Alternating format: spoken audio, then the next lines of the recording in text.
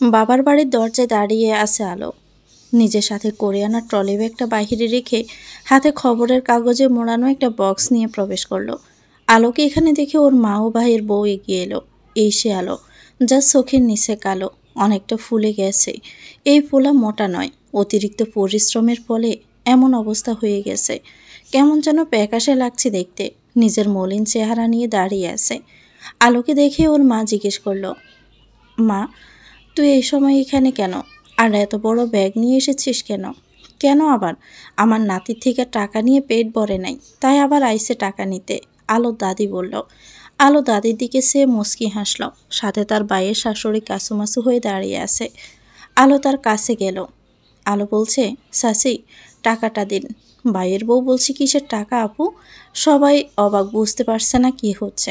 আলো সেদিকে কান্না দিয়ে আবার একটু জোরেই বলল, টাকাগুলো দিন। আলোর ভাইয়ের শাশুড়ি রুমে গিয়ে টাকা এনে আলোর হাতে দিল। আমি এখানে টাকা নিতে আসিনি। ওই দিন আমি টাকার জন্য পাঠাইনি। যার কাছে বিয়ে দিয়েছেন সে আমায় না বলে টাকা নিতে চলে আসে। যাই হোক, টাকা আমি ওই দিনের পরদিনই ফেরত দিয়ে গিয়েছি। আকরামের আলোর ভাই শাশুড়ি আমায় বাসায় যেতে মানা করে, তার কাছে বাহির থেকে টাকা দিয়ে আমি চলে গিয়েছি। ফাতেমা আকরামের বউ, এই নাও টাকা। আকরাম আসলে ওকে দিয়ে দিবা, আর বলবা আমি টাকা চাইনি, আমার টাকার প্রয়োজনও নেই। ফাতেমা বলছে, মা, আপু টাকা দিয়েছে বলেননি কেন? আর আপুকে বাসায়ও আনাননি কেন? ফাতেমার মা আমতা আমতা করেই বলল, আসলে আমার তখন মনে ছিল না। আর কিছু বলার আগেই আলো তাকে থামিয়ে বলা শুরু করলো, আমি আজকে এখানে কিছু কথা বলার জন্যই এসেছি, যা গত 12 বছরে বাবা মারা যাওয়ার পর আমার বলা হয়নি। কি বলতে আইছো তুমি? আলো দাদি বলল, কয়দিন পর পর দৌড় দিয়ে আইসা তামাশা করো। দাদিমা, আমার বিয়ে 2 বছর হয়েছে। এই 2 বছরে 5 বারও আমি এই বাড়িতে আসিনি।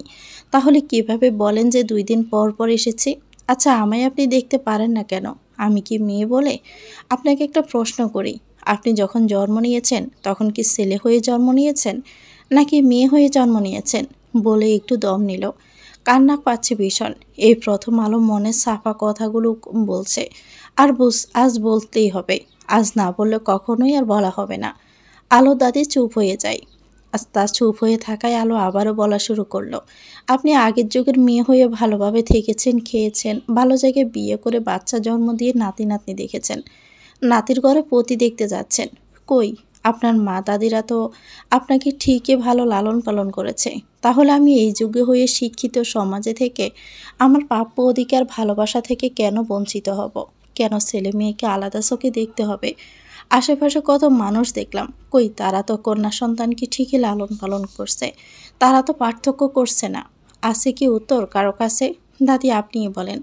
আপনি মেয়ে হয়ে সসম্মানে বাঁচতে পারলে আমি মেয়ে হয়ে পারবো না কেন? নাকি আপনি মেয়ে হওয়া আর আমি মেয়ে হওয়ার মাঝে তফাৎ আছে? আলোর গাল বেয়ে নোনা জল গড়িয়ে পড়ছে। হাতের উল্টো পিঠ দিয়ে বারবার মুছে ফেলছে।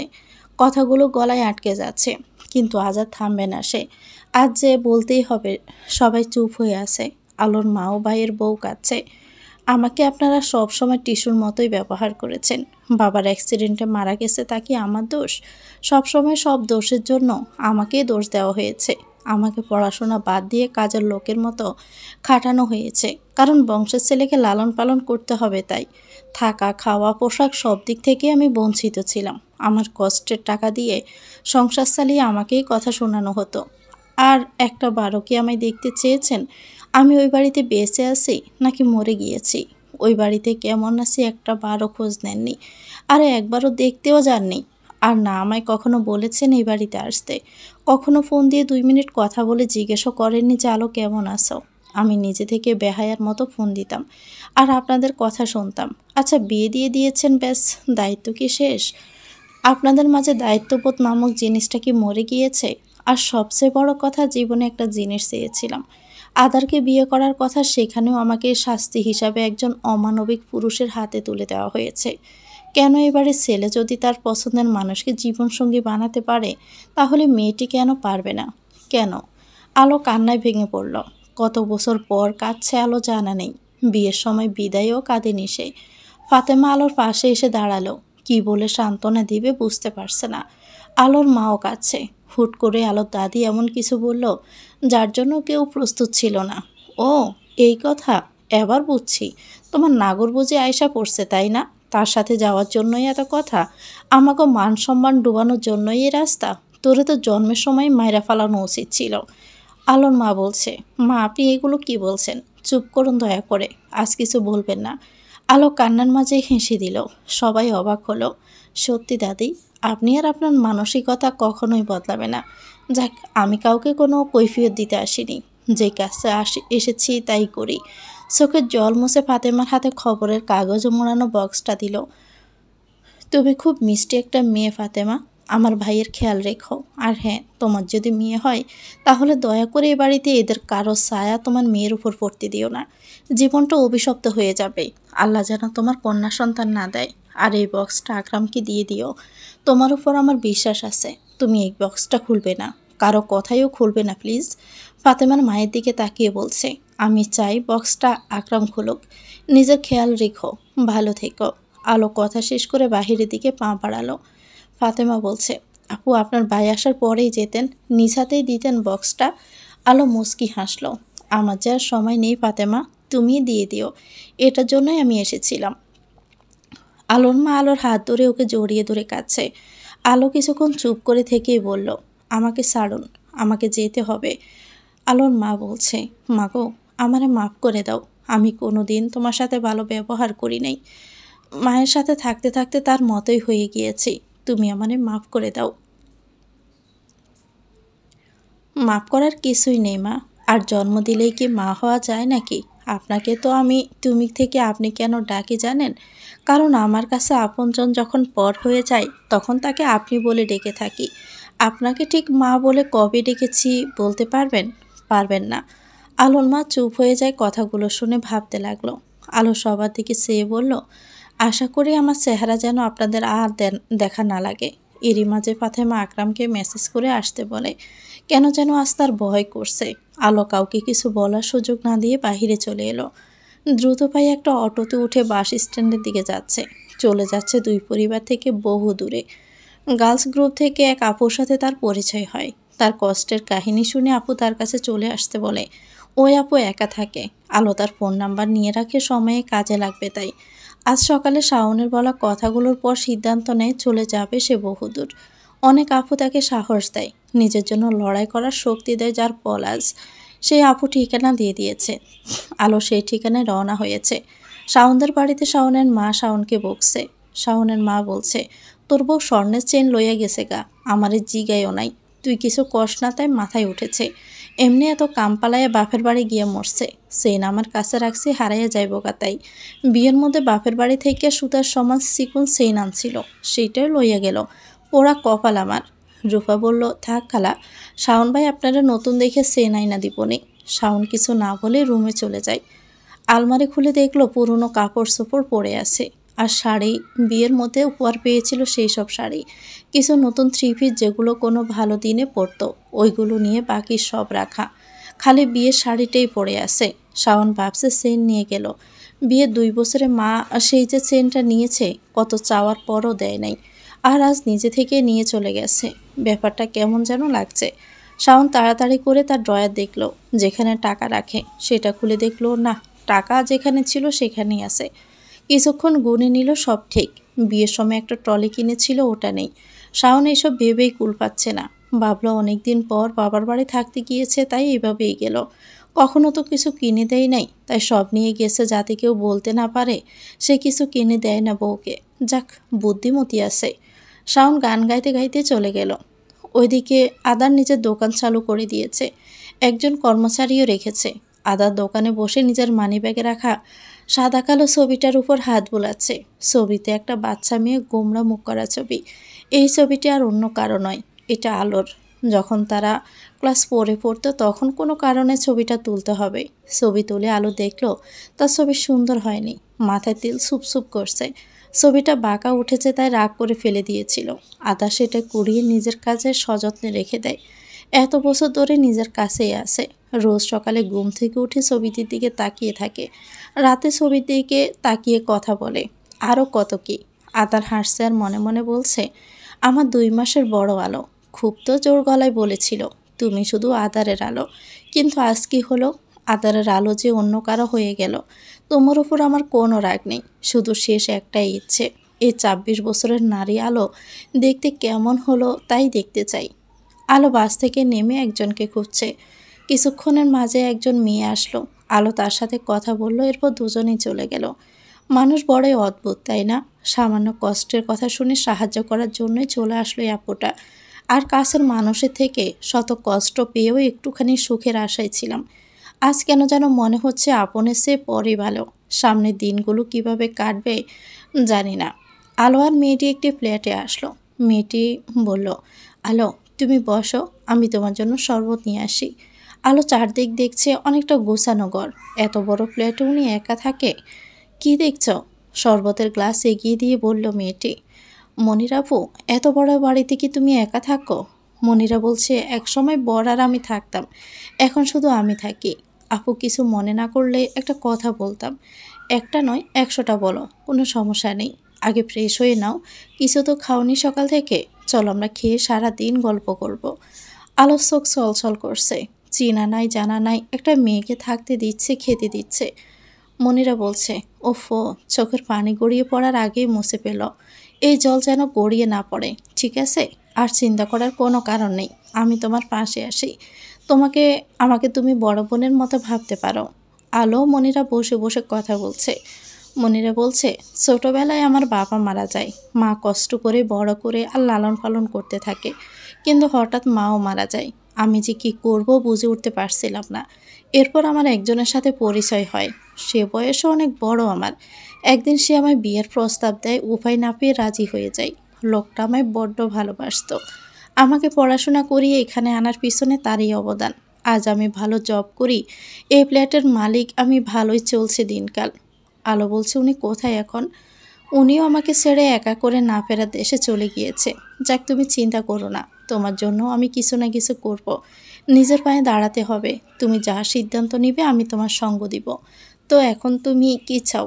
আলো হালকা ভেবে বলল, ডিভোর্স। অন্যদিকে আকরাম বাসায় এসে সব কিছু শুনে চুপ হয়ে আছে।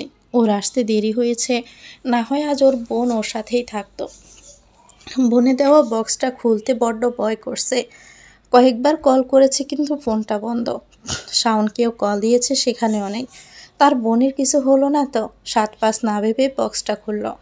বক্সের ভিতরে ছোট ছোট বাচ্চা মেয়ে ২টা জামা। যা দেখে আকরাম অবাক। এটা তো তার বোনের ছোটবেলাকার জামা, যেটা যখন আকরাম ছোট ছিল হুটহাট করে আলো জামা পরে ফেলতো। আকরামের এই জামা নাকি খুব পছন্দের। অনেক ঝগড়া হতে এরপর আকরামের মা জামাটা আলমারিতে রেখে দেয়, বের করেনি আর। আকরাম ভেবেছিল ফেলে দিয়েছে। এটা কিভাবে আলোর কাছে ছিল? জামাগুলো বড় ছিল, এখন দেখে মনে হচ্ছে আলো কেটে হালকা ছোট করে ১ বছরের বাচ্চার সাইজ বানিয়ে একটু ডিজাইন করে দিয়েছে। এরপর আকরামের চিনতে আর ভুল হয়নি যে এটা আলোরই জামা। বক্সে জামার সাথে একটা ছোট বক্স, আর তার পাশে সাদা কাগজ, হয়তোবা চিঠি। ছোট বক্সটা খুলে দেখলো বক্সে ছোট ছোট রিং, কানের দুল। আকরাম চিঠিটা হাতে নিল।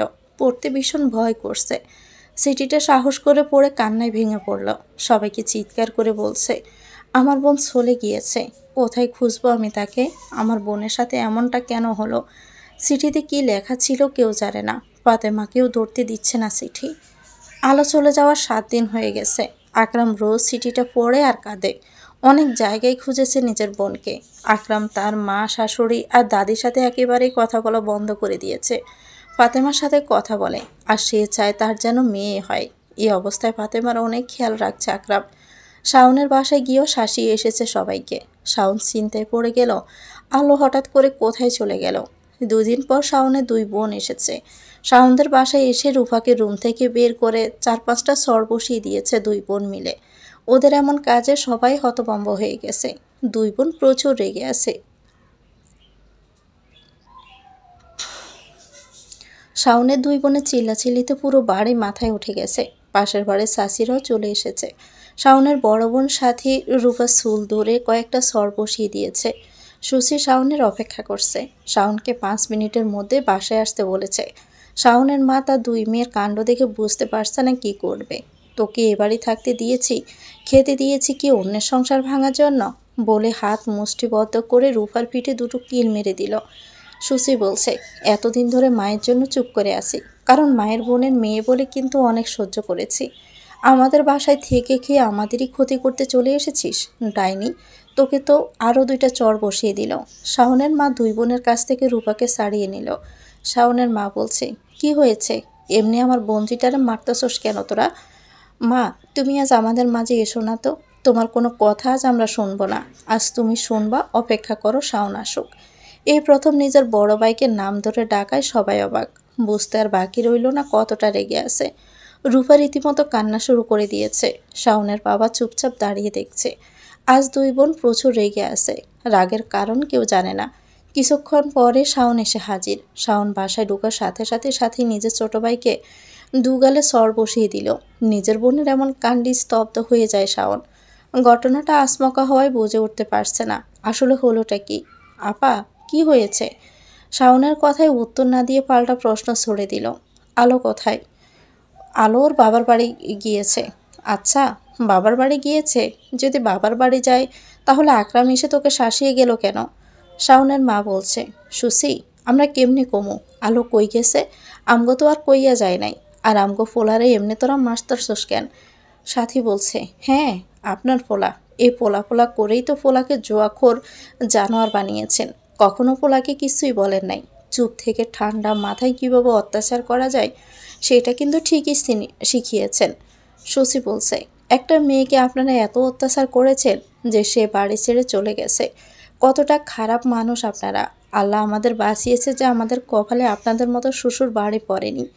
আর তুই রূপা, এক্ষুনি এ বাড়ি থেকে বের হ, নাহলে আজ তোকে এমন মার মারবো না, আজীবন বিছানায় পড়ে থাকবি। সুচি তেড়ে গিয়ে রূপার চুলের মুঠি ধরে সর বসিয়ে দিল। ধাক্কা মেরে মেঝেতে ফেলে দিল। রাগে গা কাঁপছে 2 বোনের। এদের শায়েস্তা করার জন্য সকালে রওনা দিয়ে চলে এসেছে। আজ চুপ থাকলে চলবে না। শাওনের মা বলছে, আরে মাইয়াটারে এমনি মারতাছস কেন? কি করছে রূপায়? কি করছে জানতে চান? কিছুদিন আগে তো বড় গলায় আলোকে ভাতের জন্য কথা শুনিয়েছিলেন। এই যে, এই আপনার বোন যে ভাত ফেলে দিত যাতে করে আলো খেতে না পারে। আর তার প্রমাণ আমার কাছে আছে। কতটা খারাপ হলে আরেকজনের খাবার দেখতে পারে না। রোজ রোজ ভাত নিয়ে বাড়ির পিছনের পুকুরে ফেলে দিত। ওই দিন পুকুরে না পড়ায় আপনি দেখে আলোকে কথা শুনিয়েছেন, যা নয় তাই বলেছেন। আর রূপা যে ভাতগুলো ফেলে দিত তার প্রমাণ আছে দিবনি। প্রাণ ভরে নিজের বঞ্জির কার্যকলাপ দেখেন। শাওনের মা সহ বাকি সবাই অবাক হয়ে তাকিয়ে আছে। রূপা কেঁদে বাসিয়ে ফেলছে। এভাবে ধরা খাবে ভাবতে পারেনি। শাওন অবাকের শেষ পর্যায়ে চলে গেছে। বলে কি এর মানে এতদিন যা শাস্তি দিয়েছে তার জন্য আলো নির্দোষ ছিল? বিনা দোষে কি শাস্তি পেয়েছে? ওই যে গরুর মাংসের লবণ বেশি হওয়ার জন্য যে আলোকে কথা শুনিয়েছিলেন সেটা আপনার বঞ্জি করেছে, যাতে করে আমরা খেতে না পারি। কতবার বলেছি একে এ বাড়িতে রাখবেন না, কিন্তু কথা শোনেননি। আর তুই শাওন, তোরে কি বলবো? জুয়াখোর নির্দয় পাষাণ, তোর কারণে একটা মেয়ে রাত 1টা 2টা পর্যন্ত জেগে থাকে। কখনো কি একবারও জিজ্ঞেস করেছিস যে আলো তুমি খেয়েছো কি না? আরে কখনো কি একটা সুতাও কিনে দিয়েছিস বা জিজ্ঞাসা করেছিস আলো তোমার কিছু লাগবে? বিয়ে করেছিস বেশ, দায়িত্ব শেষ। কোন দায়িত্ববোধ নামক জিনিস আছে নাকি? আরে নিজে গামলা ভরে খেয়ে ঘুমিয়ে পড়তাম। তুমি দেরি করে আসছো, নিজে বেড়ে খেতে পারো না। আর কোন নিয়ম রাখছেন যে মা জুয়াখোর ছেলে জুয়া খেলে রাত 1টা 2টা পর্যন্ত, তারপর বাসায় আসবে আর তার জন্য না খেয়ে বসে থাকবে তার স্ত্রী। আলো কি মানুষ না? আপনাদের কি বিবেক বলতে কিছু নাই? এইখানে ভুলের কি? সংসার তো আমিও করেছি, আলো একলা করে নাই। আর ওই মাইয়ার লেগে এত ঝগড়া করতেছস কেন তোরা? ঝগড়া করবো না কেন? নিজে তো ছেলেকে শিক্ষা দেন নাই। আমরা ভালো করার জন্য একজন সাংসারিক মেয়েকে বিয়ে করাইছি, ভাবলাম ভালো হয়ে যাবে। কিন্তু কে জানতো যে শাওন অমানুষ হয়ে গেছে, রাত 1টা বাজে মাছ কিনে আনে, আবার সকালে খাবেতে সারা রাত মাছ কাটতে দিয়ে নিজে আরামে ঘুমায়। কেন আলোর কি ঘুম পায় না, নাকি সে মানুষ না রোবট? শাওন মাথা নিচু করে আছে। নিজের বোনেদের কাছে অপরাধী মনে হচ্ছে। আচ্ছা ভাই, আর যদি তোর মতো আমাদের বড় এমন আচরণ করতো তখন কেমন হতো বলতো? তোমরা সবাই যে এক একটা মানুষকে এতটা অত্যাচার করলা, এটা কি ঠিক করলা? আরে রোজ রোজ ভাত কম পড়ায় কতদিন না খেয়েছিল কে জানে। এই রূপা এত কিছু করলো, তোমাদের কি চোখে পড়ে নাই, নাকি চোখে ছানি পড়েছে? শাওনের মা শাওন কি বলবে বুঝতে পারছে না। তোরা এত কথা কিভাবে জানোস? শাওনের মা বলছে, এখনো আপনার এটা নিয়ে মাথা ব্যথা যে আমরা কিভাবে জানি এত কথা? একটুও কি অনুতপ্ত নাই? ছি ছি, কেমন গড়ে আমাদের জন্ম হলো। মা, আলোর বাচ্চা হয় না, একবারও কি ডাক্তার দেখাইছেন? মানুষের কথা শুনে শুনে এই কবিরাজ সেই কবিরাজের কাছে নিয়ে গেছেন। পোলার পোলার বৌরি নিয়ে ডাক্তার দেখাইতেন, কিন্তু তা করেন নাই। আমাদের পাশের বাসার চাষি বিয়ের 22 বছর হয়ে গেছে নিঃসন্তান। কই তারা তো সুখে সংসার করছে। তোদের যদি কখনো কোনো ফোনে কল দেয়, তখনও আলো দোষের লিস্ট আমাদের শোনাতি। কখনো কি তার গুণের কথা বলেছিস তোরা? শাওনের মা মুখ কালো করে গেল। কিছু কিছু মানুষকে শত বোঝালেও তারা বুঝবে না, তেমনি শাওনের মা। আমি কেন ডাক্তার দেখাবো? সমস্যা আমার না, আলোর। শাওন বলছে, তুই ডাক্তার? হ্যাঁ, তুই কি ডাক্তার নাকি? আরে ডাক্তারও তো বলতে পারবে না যে সমস্যা তার নাকি তার বউয়ের। একবার চেক আপ করাতেই। আর সমস্যা কি খালি মেয়েদেরই থাকে, ছেলেদের থাকে না? তোরও বলে লাভ নাই। এই রূপা, এই মুহূর্তে বাড়ি ছেড়ে তুই চলে যাবি। আর তুই এই বাড়িতে থাকলে আমরা এই বাড়িতে কখনোই আসবো না।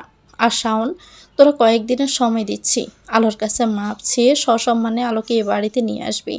আলো যদি না থাকে তাহলে মনে রাখ, তোর বোনেরা মরে গেছে। শাওনের মা বলছে, হায় হায়, আল্লাহ দেখেছ, কাল সাফিনী গেল তো গেল, আমার সংসারটারে ভেঙে দিয়ে গেল বলে কান্না করছে। শাওনের বাবা বলছে, চুপ, একদম চুপ। তোর কান্না আজ আমার সহ্য হচ্ছে না। কখনো তোকে কিছু বলি নাই, কিন্তু আজ চুপ থাকতে পারলাম না। আমি মুখ বুজে তোদের কাহিনী দেখতাম, কিছু বলার সাহস থাকতো না। নিজেকে দোষ দিতাম, কেন একটা মেয়ের জীবন নষ্ট করলাম। আলোরে পছন্দ করে বউ বানিয়ে এই বাড়িতে আনছি। মাইয়াটা এত ভালো, আর তারে কাল সাফিনী বলস? আরে বল তো, কখনো কি আলো তোর সাথে উঁচু গলায় কথা বলেছে? শাওন, তুই বল, কখনো তোর কথার অমান্য করেছে? তোদের কাছে কি কখনো কিছু চেয়েছে? তোরা যা বলতি তাই করতো, কিন্তু তার বিনিময়ে তোরা কি দিলি চিন্তা কর। সুযোগ পেলে তোর এই বঞ্জি কাজের অর্ডার দিয়ে বসতো। রাত বিরাতে শাওনের ঘরে গিয়ে এই খাবে সেই খাবে বলে আলোর ঘুম হারাম করে দিছে। এগুলো কি তোর চোখে পড়তো না? শাওনের মারে কত বড় ভুল করলি। সংসার আলো না তোরাই ভেঙে দিলি। সোনার হরিণকে চিনতে পারলি না। এখনও সময় আছে, আলোর কাছে মাপ চেয়ে নিয়ে আয় এই বাড়িতে। শাওন চুপ করে মাথা নিচু করে আছে। কথাগুলো তীরের মতো লাগছে। সত্যি তো, কি না করেনি আলোর সাথে। মানসিকভাবে অত্যাচার করেছে, কত রাত না খেয়ে নির্ঘুমে থেকেছে। আজ সত্যি নিজের মাঝে অপরাধ বোধ কাজ করছে। আর একটা কথা কি জানিস, তুই না সত্যি আলোর যোগ্য না। তুই থাক তোর মতো। আর তুই, রূপা, তুইও থাক। আজ আমি এই বাড়ি থেকে একেবারের জন্য ছেড়ে দিলাম। অমানুষরা আমার আপনজন হতে পারে না। রূপারে, কি করলি তুই এগুলো? কেন করলি? একটা মানুষকে তিলে তিলে এইভাবে মারলি? ছি ছি। আপা চল, এ বাড়িতে থাকলে আমাদের উপরে এমন প্রভাব পড়বে। আব্বা, আপনিও আয়সা পড়েন আমাদের সাথে। এরা থাকুক। সুচিয়ার সাথে বের হয়ে গেল। পেছন পেছন শাওনের মাও বেরিয়ে এলো। সাথী আর সুচিকে ধরে রাখছে। আপারে, আমারে মাফ করে দে। আমি অনেক বড় ভুল করে ফেলেছি। সুচি, আমাকে মাফ করে দে। আমি আলোকে খুঁজে নিয়ে আসবো। তোরা এইভাবে চলে যাবি না প্লিজ। বলেই দুই বোনের পায়ের কাছে বসে পড়ল। মাগো, যাইও না আমারে রাইখা। শাওনের মা বলছে, আমার ভুল হয়ে গেছে। রূপার আর রাখুম না, আমার পোলার বউরে বাড়ি আনমো, আর কষ্ট দিব না। সত্যি বলতেছি মাগো, যাইও না তোমরা। শাওনের বাবা চোখও চলচল করছে। এভাবে সংসারটা কেমন এলোমেলো হয়ে গেল। রূপাকে বাড়ি থেকে বের করে দেওয়া হলো। শাওন আলোর ভাইয়ের বাড়িতে গেল। সেখানে আকরাম ও ফাতেমা তাকে অপমান করে বাড়িতে ঢুকতেই দেয়নি। অনেক জায়গায় খোঁজও আলোর কোনো খোঁজ পেল না শাওন। আলো নিজে বিয়ের কাবিননামার একটা ফটোকপি নিয়ে গিয়েছিল, আর প্রয়োজনীয় কাগজপত্রও নিয়ে গিয়েছে। একজন কাজের সাথে কথা বলে ডিভোর্স পেপার তৈরি করে পাঠিয়ে দিল শাওনের কাছে। আলো নিজের সোনার চেন ও আংটিটা মনিরার কাছে বিক্রি করে দিয়েছে, যা তার বাবার দেওয়া ছিল। আর মনিরার কাছে বিক্রি করার কারণ হলো নিজের টাকা হলে যেন আবারও কিনে নিতে পারে। মনিরা টাকা দিতে চেয়েছে, কিন্তু আলো নেয়নি। একটা মানুষের কাছ থেকে আর কত কি নিবে? কাবিননামার টাকা নেওয়ারও ইচ্ছে নেই আলোর। সে আর পিছনে ফিরে তাকাতে চায় না। শাওনের বোনরা সত্যি এ বাড়িতে আসবে না, সাফ সাফ জানিয়ে। এর চেয়ে বড় শাস্তি আর কিছুই না। শাওনের বাবা অনেক কষ্টে জমি বিক্রি করে মুদির দোকান দিয়েছিল, যাতে করে শাওন কোনো কাজ করে, কিন্তু কাজ কম জুয়া খেলায় সে সব শেষ করে দোকান তিনি ফেরত নিজে দোকানদারি করছে। শাওনকে উনি আলাদা করে দিয়েছে। বলেছে শাওন এখানে থাকলে তার মেয়েরা আসবে না, তাই শাওন যেন অন্য কোথাও চলে যায়। শাওন আজ শূন্য। শত অনুতপ্ত হলে পুরনো দিন ফিরে পাওয়া যায় না। শাওনের মা তার এমন ভাঙা সংসার দেখে আফসোস করছে। কি থেকে কি হয়ে গেল। আলো চলে যাওয়ার 2 মাস হয়ে গেছে।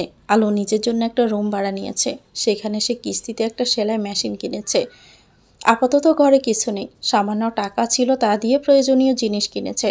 একটা ঘরে কিনা লাগে, সেগুলো আস্তে আস্তে কিনবে। প্রথমে অল্প করে শুরু করতে চাই। মনিরা অনেকবার বলেছে তার সাথে থাকতে, আলো কারো উপর বোঝা হতে চায় না। কিন্তু মনিরা তাকে একটা ভালো ঘরও নিয়ে দিয়েছে। মনিরার পরিচিত হওয়ায় ঘর ভাড়া কমিয়েছে। মানুষ বড়ই অদ্ভুত, চেনা নাই জানা নাই একজনকে সাহায্য করছে। মনিরার এই ঋণ কোনোদিনও পূরণ করতে পারবে না আলো। 8টা পর্যন্ত পড়াশোনা করতে পেরেছে, তাই আশেপাশে ছোট ছোট প্রাইমারি স্কুলের বাচ্চাদের পড়ায়। মনিরা বাচ্চাগুলোকে জোগাড় করে দিয়েছে। আশেপাশে দর্জি তেমন না থাকায় আলোর জন্য সুবিধা হয়েছে। নিজের এই কাজ দিয়ে নতুন জীবন শুরু করছে আলো। প্রথম জামা, প্রথম কাস্টমার মনিরাই ছিল। সে অনেকগুলো জামা বানায়, কিন্তু বিনিময়ে আলো তার কাছ থেকে টাকা নেয় না, নিতে চায় না। থাক না, বড় বোনের কাছ থেকে কি আর টাকা নেওয়া যায়? তারপরও মনিরা জোর করে আলোকে কয়েকটা 3 পিস উপহার দেয়। টাকা না দিয়ে, উপহার দিয়ে টাকাটা যেমন শোধ করলো, তেমনি আলোর প্রয়োজনও মিটল। আলোর দিনকান ভালোই যাচ্ছে। নতুন কিছু শুরু করেছে, একটু কষ্ট হবে। আস্তে আস্তে নিজের ঘরকে সুন্দর করে নিজের মতো করে সাজাবে আলো। নিজের কষ্টের টাকায় সাজানো নতুন জীবন, নতুন সংসার। ওইদিকে আদারকে খুঁজে বের করে আকরাম। সে সব জানায় আদারকে। নিজের প্রিয়তমার এমন নির্মম কষ্টের কথা সহ্য হচ্ছে না আদারের। কোথায় খুঁজবে আদার আলোকে? আকরাম যাওয়ার আগে আলোর একটা ছবি দিয়ে যায়। বয়স তখন 24।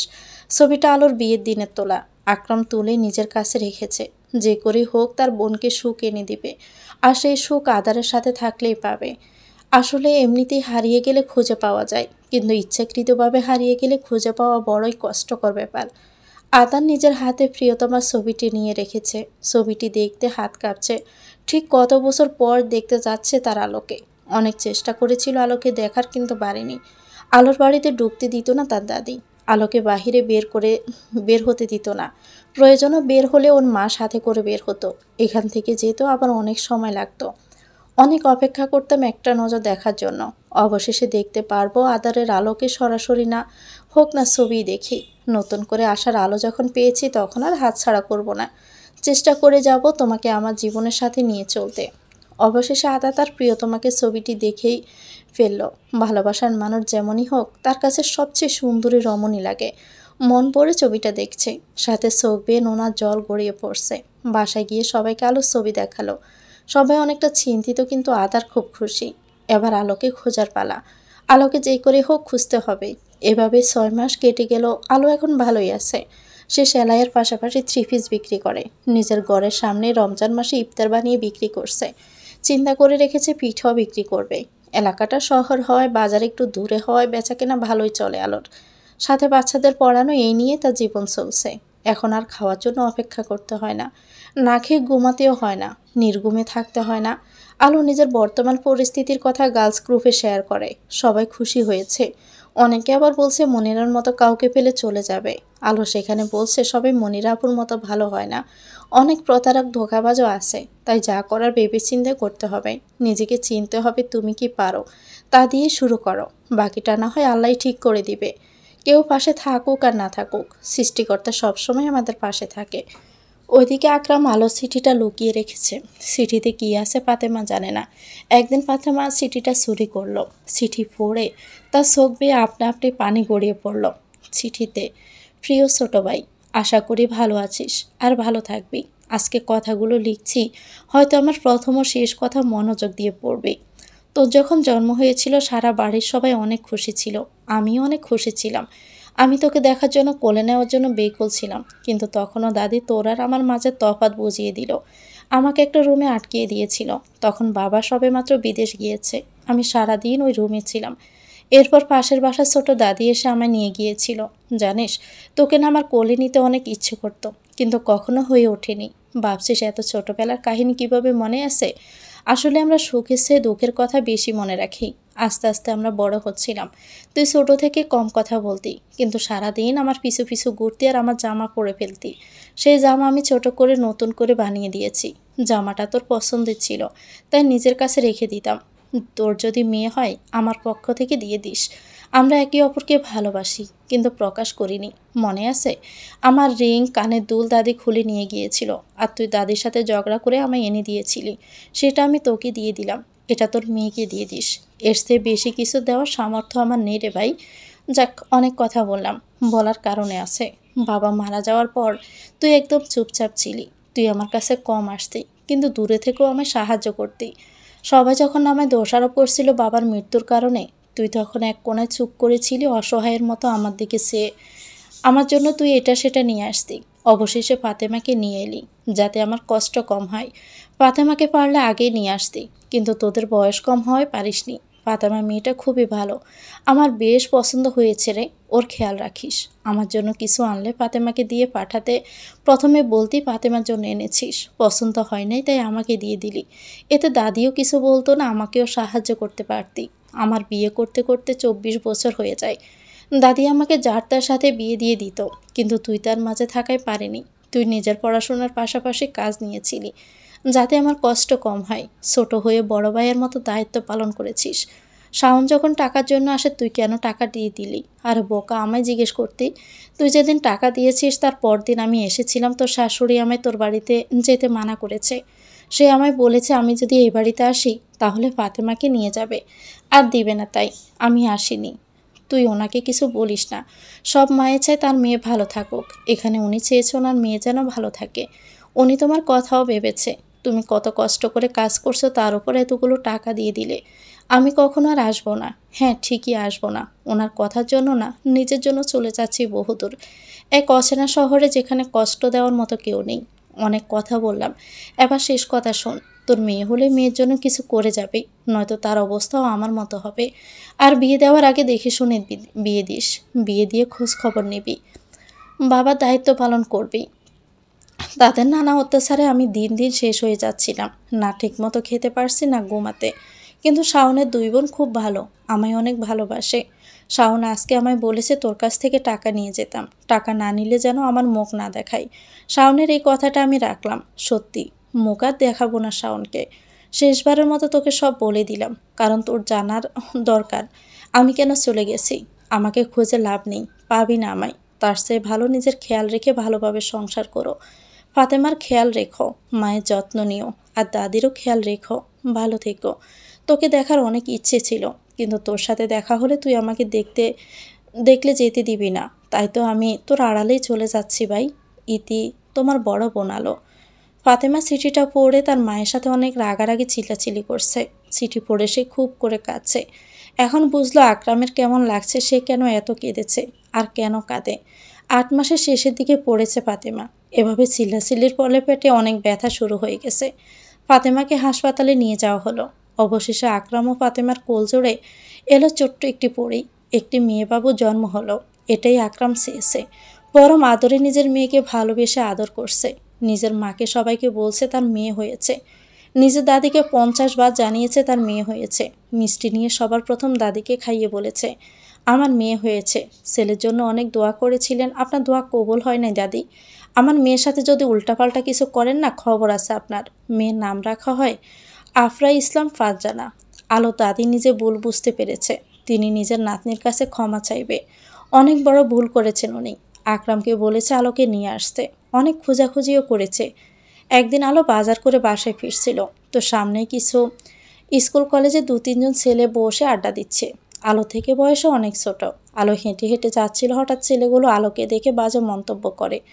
আলো এক নজর ছেলেদের দেখেই চলে যায়। একটু সামনে গিয়ে আশেপাশের কয়েকটা দোকানদারদের জিজ্ঞেস করলো ছেলেদের ব্যাপারে। দোকানি বলল এলাকার স্থানীয় ছেলেগুলো, ভদ্র পরিবারের ছেলে এখানেই বসে থাকে। আলো তাদের নাম জিজ্ঞেস করলো। একজন রিফাত, অনেক, সাগর। তাদের ঠিকানা নিয়ে নিল। এরপর বাসায় চলে গেল। পরদিন সকালে রিফাত ঘুম থেকে উঠে নিজের ড্রয়িং রুমে এসে অবাক। মুহূর্তে গা ঘেমে একাকার হয়ে গেছে। কি করবে বুঝতে পারছে না, কারণ তার মায়ের সামনে বসে আছে গতকালকে সে মেয়ে। দুজনে কথা বলছে। রিফাত তার মাকে খুবই ভয় পায়। রিফাত জলদি ঘুরে নিজের ঘরে পা বাড়ালো। তার অমনি তার মায়ের ডাক। তো ভিউয়ার্স, গল্পটির নাম হচ্ছে আলো আঁধার। এটা গল্পের দ্বিতীয় অংশ। পরবর্তী অংশ পেতে চ্যানেলটিকে সাবস্ক্রাইব করে আমাদের সাথে থাকবেন। আল্লাহ হাফেজ।